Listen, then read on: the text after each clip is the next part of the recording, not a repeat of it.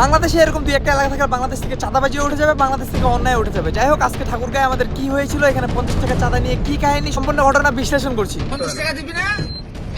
দিবি না? না না দিব না। বাস স্ট্যান্ড থেকে বাসায় যাওয়ার সময় দেখি হঠাৎ করে সব গাড়ি থামাই দেওয়া হয়েছে, পুরো রাস্তা অবরোধ করে দেওয়া হয়েছে। এর কারণ জানতে চাইলে একটু ভিডিওটা মনোযোগ দিয়ে দেখুন।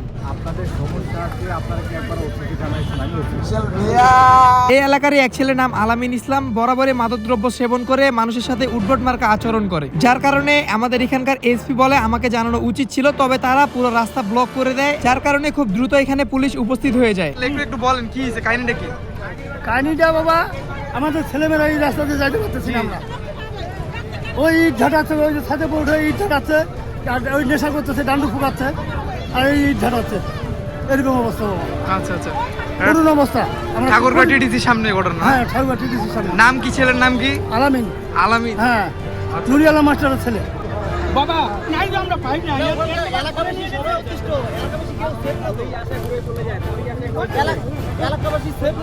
এসপি স্যার সহ এখানে পুলিশগুলো বলতেছিল আপনারা এই কাজ করতে পারেন না, মানে একদম মেইন রোড অবরোধ করতে পারেন না, কিন্তু এলাকার লোক বলতেছিল আমরা বাধ্য হয়ে করেছি, কারণ এর আগের বারও দু একবার পুলিশ এসে ঘুরে চলে গেছে। তবে এলাকাবাসীর এই কঠোর পদক্ষেপে তাকে 500 টাকা অর্থদণ্ড ও 2 মাসের কারাদণ্ড প্রদান করা হয়, যার কারণে আমি মনে করছি প্রত্যেকটি এলাকায় যদি মানুষ এভাবে সচেতন থাকে তাহলে অন্যায় খুবই কমে যাবে।